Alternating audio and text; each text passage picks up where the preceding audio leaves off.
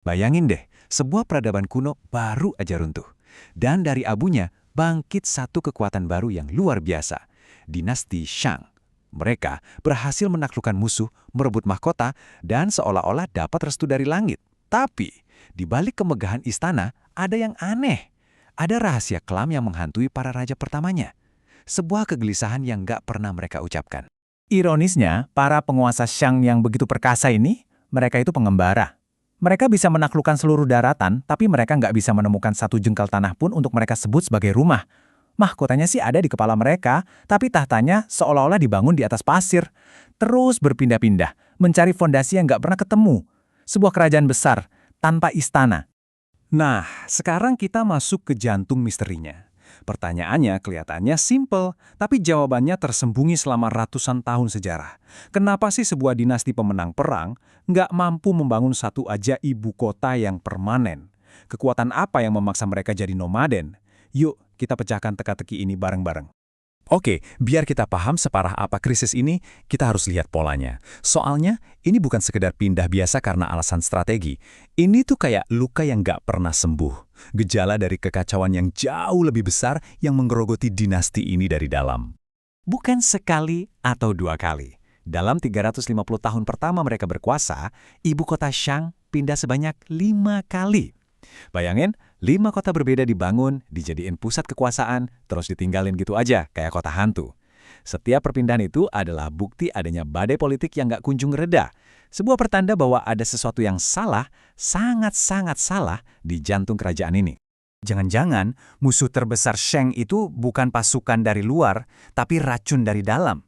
Mungkin aja pembusukan itu datang dari bisikan-bisikan di koridor istana yang gelap, tepat di belakang sang raja. Dan semua bisikan itu mengarah ke satu nama, seorang pria yang mengendalikan kekuasaan dari balik bayang-bayang. Di tengah-tengah badai ini, ada satu nama, Ye Yin, tangan kanan Raja Tang. Tapi, siapa dia sebenarnya? Sejarah ngasih kita dua wajah yang beda banget. Versi pertama bilang dia itu petani bijak, saking pintanya sampai raja sendiri yang datang buat minta dia kerja di istana. Versi lain bilang dia itu juru masak yang licik, yang merebut hati raja lewat masakan enaknya. Jadi dia ini pahlawan atau oportunis licik? Jawabannya terkubur dalam kabut sejarah. Coba dilihat polanya, dan ini bakal bikin kalian merinding. Setelah Raja Tang wafat, satu persatu pewaris tahtanya meninggal, dan urutannya mengerikan. Putra pertama wafat bahkan sebelum sempat pakai mahkota. Putra kedua cuma bertahan 2 tahun, putra ketiga 4 tahun. Dan selama semua tragedi ini terjadi, siapa yang pegang kendali istana? Yi Yin. Kebetulan yang tragis atau sebuah rencana pembunuhan berantai yang dieksekusi dengan sempurna? Nah, disinilah Yi Jin memainkan kartu asnya. Dia ini dalang yang ulung, nggak merebut tahta terang-terangan. Dia malah menobatkan seorang anak kecil, Taijia, cucu sang raja yang masih polos. Terus dengan alasan kelakuannya buruk, Yi Jin mengasingkan raja muda itu ke istana terpencil. Selama 3 tahun, Yi Jin lah yang berkuasa, memerintah atas nama kaisar boneka yang dia kendalikan dari jauh. Terus gimana akhir dari drama ini? Sejarah lagi-lagi ngasih kita 2 versi cerita. Versi resmi ceritanya berakhir indah, Taijia tobat dan Ye Yin dengan baik hati mengembalikan tahtanya. Tapi ada versi lain yang dibisikkan diam-diam. Taijia itu sebenarnya kabur, ngumpulin pasukan, terus balik buat bunuh Ye Yin dan merebut kembali haknya dengan pertumpahan darah. Jadi versi mana yang kalian percaya? Dongeng tentang penyesalan atau kisah brutal tentang balas dendam? Oke, masalah Yi Yin mungkin udah selesai, tapi hantu ketidakstabilan ini masih aja gentayangan di dinasti Shang. Masalah inti mereka, yaitu ibu kota yang pindah-pindah terus, kembali menghantui generasi raja-raja berikutnya.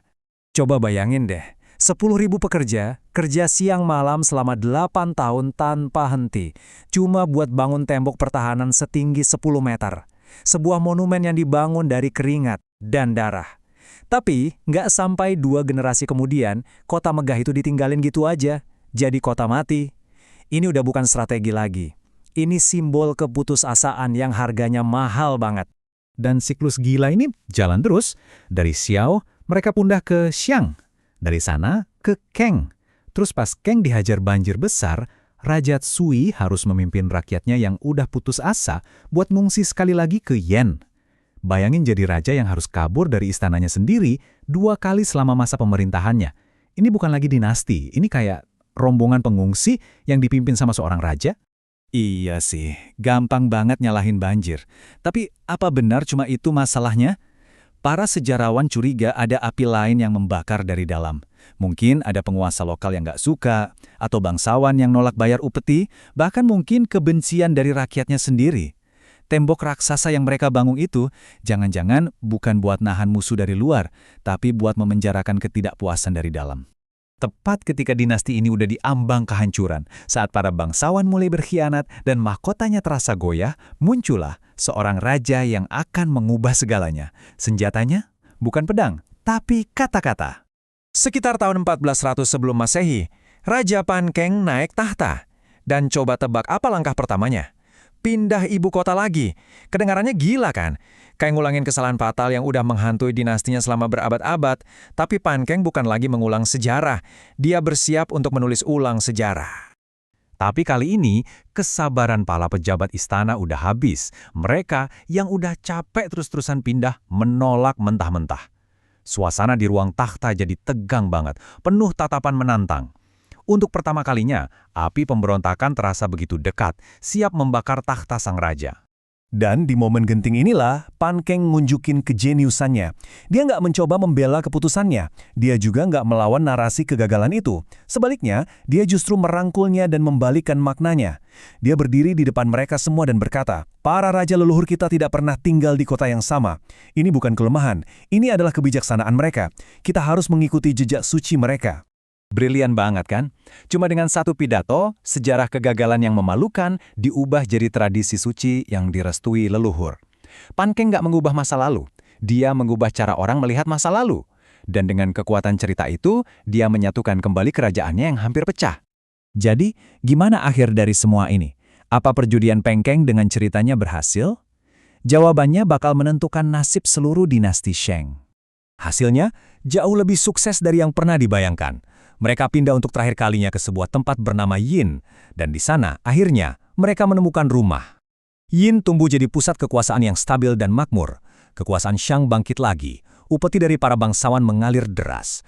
Dinasti itu nggak cuma selamat, tapi malah masuk ke dalam era keemasannya. Nah, ini dia pelajarannya. Di zaman yang sama, kerajaan lain kayak Hiti hancur lebur jadi debu karena perang saudara rebutan tahta. Mereka itu ibarat pohon ek yang kaku, kena badai langsung patah. Tapi Shang, mereka milih jadi bambu. Mereka membungkuk, tapi nggak pernah patah. Mereka beradaptasi, mereka berpindah, dan mereka menulis ulang cerita mereka sendiri. Dan karena itulah, mereka bisa bertahan selama berabad-abad. Kisah ini ninggalin kita dengan satu pertanyaan abadi.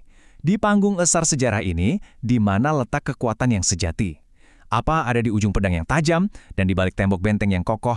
Ataukah kekuatan itu ada di lidah seorang raja yang mampu merangkai sebuah cerita yang begitu kuat, yang bisa mengubah kelemahan menjadi takdir?